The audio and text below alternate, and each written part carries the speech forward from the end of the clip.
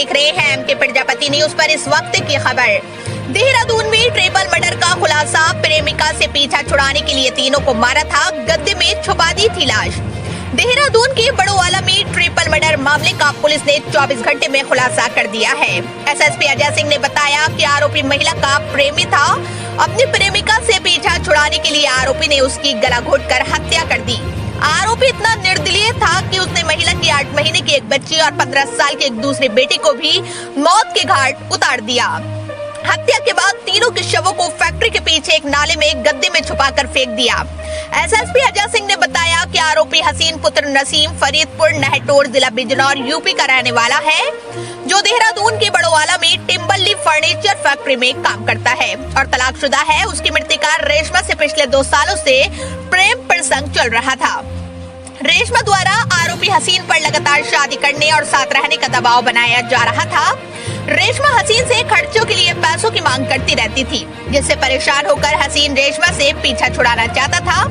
रेशमा लगातार उस पर फोन और मैसेज के जरिए दबाव डालकर अपने साथ रखने की जिद कर रही थी, लेकिन आरोपी हसीन रेशमा को देहरादून में कमरा ढूंढने और बाद में बुलाने की बात कहकर टालता जा रहा था। रेशमा नहीं मानी और 23 जून को अपनी बेटी आयत 15 साल और आयशा 8 माह के साथ देहरादून पहुंच गई।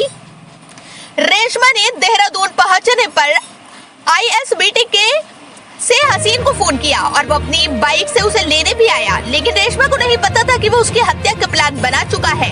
हसीन उसे फैक्ट्री के पास ही अपने कमरे पर ले गया, जहां रात में सोते वक्त उसने पहले रेशमा का गला दबाकर हत्या की और फिर उसकी दोनों बेटियों को मौत के घाट उतार दिया और तीनों के बॉडी को गद्दे में लपेटकर फैक्ट्री के पीछे सूखे नाले में फेंक दिया।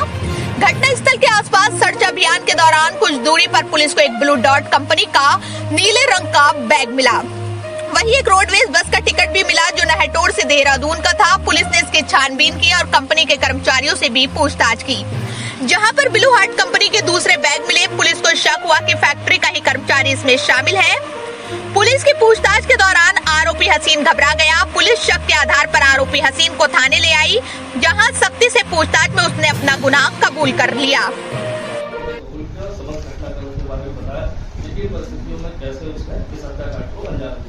तो उससे जब पूछताछ की तो उसके द्वारा बताया गया कि उसका संबंध जो मृतका रेशमा है उससे था, क्योंकि रेशमा का डाइवोर्स हो चुका है और वो चूंकि वहीं के रहने वाले उसकी गाँव के आपस में प्रेम प्रसंग चल रहा था और इस दौरान काफी क्लोज नजदीकियां हो गई। उसके बाद वो यहाँ पर जब काम पे आने लगा तो उसके द्वारा बार बार जिद की जाने लगी कि वो भी उसके साथ यहाँ पर रहना चाहती है और अपने गाँव में नहीं रहना चाहती, क्योंकि उसका डाइवोर्स हो चुका है। इस बात से ये बीच बीच में उसको टालता रहा कि